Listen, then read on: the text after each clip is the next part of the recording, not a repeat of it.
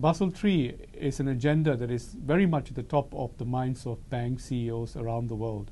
We're very pleased to be able to speak today with Jose Maria Roldan, the Director General of Banking Regulation at the Bank of Spain, but perhaps equally important, a member of the Basel Committee for Banking Supervision and the head of the Standards Implementation Group at the BIS, the Bank for International Settlement. Give us a sense of what you think Basel III is really designed to deal with. Basel III very clearly is a continuation of the efforts that were started with Basel II. We want to have a regulatory system for the banking sector that is sensitive to risk. The higher the risk, the higher the capital that firms should hold. This was the idea lying behind Basel II, and this is continuing in Basel III, but with an upgraded concept, in the sense that with Basel III, we are going to maintain this differentiation among risk, but we want to have higher capital cushions, if you want to describe them like that, and higher quality of capital. By higher quality of capital, I refer to basically common shares, equity, and reserves. What we have learned during the crisis is that hybrid capital instruments, be it preferred shares or subordinated debt, didn't work as they were intended in terms of absorbing losses of firms and allowing banks to continue doing business in the case of preferred shares. So now what we are doing is kind of back to basics in terms of what capital we want to accept in regulation. We are going to the best quality of capital that is possible. So it is like Basel II with higher capital, higher quality of capital. In terms of the areas, of the specific areas where we have also upgraded Basel II, I would highlight two: the trading book and the securitization scheme. We have seen, as an experience of the crisis, that the capital that was devoted to those areas was not enough. What we are doing is asking more capital to be in line with the risks that have been manifested during the crisis. In one sense, can we view Basel III as an overreaction? You just mentioned that to deal with the risk on the trading book and securitization, and really the culprits in that space were the investment banks rather than the traditional commercial banks.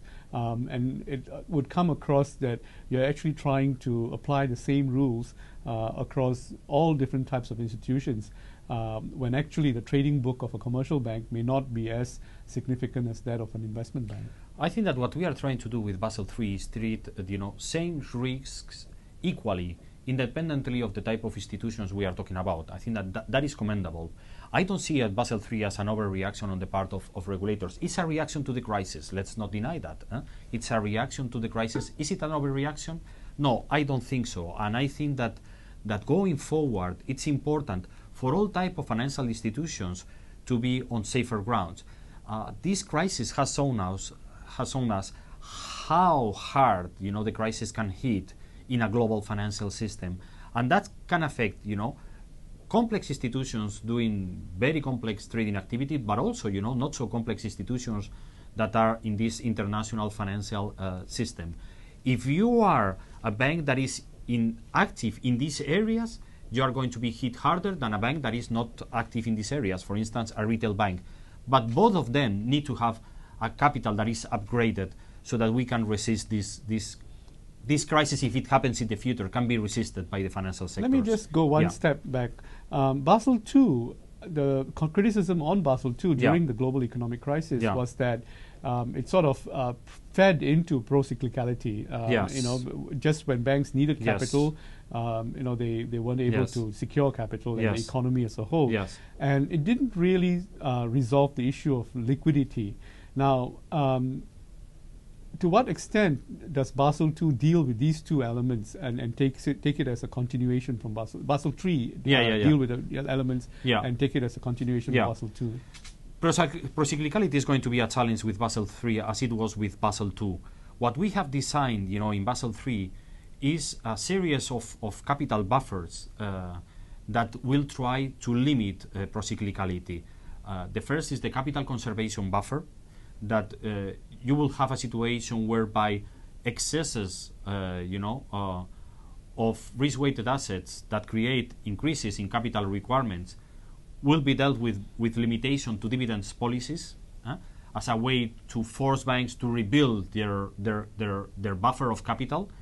And on the upswing, for bubbles, we have the countercyclical capital buffer, which is designed specifically to deal with the emergence of potential bubbles coming from the credit markets. So in terms of procyclicality, it's still a challenge. Let's recognize that. Any measure of capital that is based on risk-weighted assets, on risk, is going to be procyclical. But in Basel III, as a difference to Basel II, we are incorporating that procyclicality in the system, and we are building several, let's say, protective walls to deal with the issue of procyclicality. The same can be said on the issue of liquidity. On liquidity, we are devising two types of measures: liquidity coverage ratio, which is short-term liquidity buffer, and the net stable funding ratio, which is in the end, a balance of the asset liability maturity mismatch that banks could have. Let me also add, because this is to recognize reality, that whilst in the area of capital we had a lot of experience, we have Basel I, we have Basel II, we know what went wrong with each of those, and now we have Basel III. We are kind of building over something that was existing. In the case of liquidity, we never regulated liquidity. So we are faced with special challenges when we are designing these new measures. That's why the Basel Committee has been very clear that in case that these liquidity regulations create unintended consequences, we are ready to go back to the drawing table and to see what can be done. Is that part of the reason why the Basel III implementation roadmap is so long? Is it to absorb some of these learning processes in place? Yes, to some extent is to absorb these novelties and be able to deal with them in a safer ground. Can be applied to liquidity, but also to the leverage ratio. And also, to some extent, is the message that this is a very high standard. I mean, when people say, well, the Basel III is not really tough, I mean, Basel III is enormously tough. And it's a step in the direction of having tougher regulation. But because this is not about dealing with the last crisis, this is about dealing with a potential future crisis, you should not rush to apply this new regulation. This new regulation is not to solve the crisis that we are seeing. This new regulation is to prevent the next crisis that will occur for sure in whatever the time frame. So tell me, in the BIS, in the deliberations in the BIS, where's the focus of the conversations? I'm sure you talk a lot about stress testing, liquidity requirements and so on. But do you stress test the impact of the capital requirements this is going to have on the economy as a whole, and the ability of different types of economies to sustain a banking system which has to meet a Basel III regime? I think that this type of analysis was done during the design of Basel III. We have done our own analysis. And you're happy with that? I mean, and we are happy with that. I mean, I think that we have had a very difficult dialogue with the industry. The industry was pointing out that they thought that Basel III was going to create enormous problems. We thought that Basel III was going to create an impact on lower return on equity, probably lower availability of credit, but that A, was not going to be massive, and B, this was needed to have, a safer financial system that would prevent the boom and bust type of behavior we have seen in the last crisis. But that's not what the banks are saying. The IIF, for example, is putting out papers, and various banking associations around the world are putting out papers pointing out, firstly, it's going to increase the cost of business. Secondly, Basel III is far more intrusive than Basel II.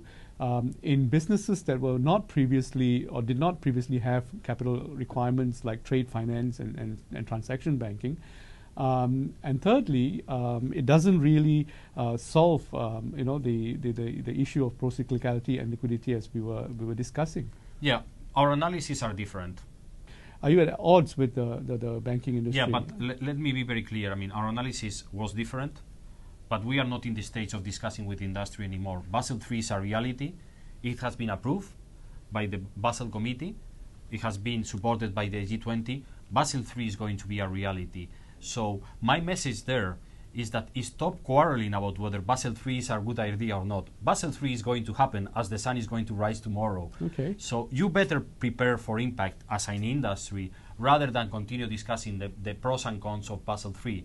Different is the area of liquidity I was mentioning. Here, I mean, we have some prevention and we are ready to return to the issue if there are unintended consequences. But generally speaking, on other aspects of Basel III, my message to the industry is pass the page of the book, move forward. I mean, there's no way we are going to go back and delete Basel III. Basel III is a reality and you should incorporate that reality in your business planning.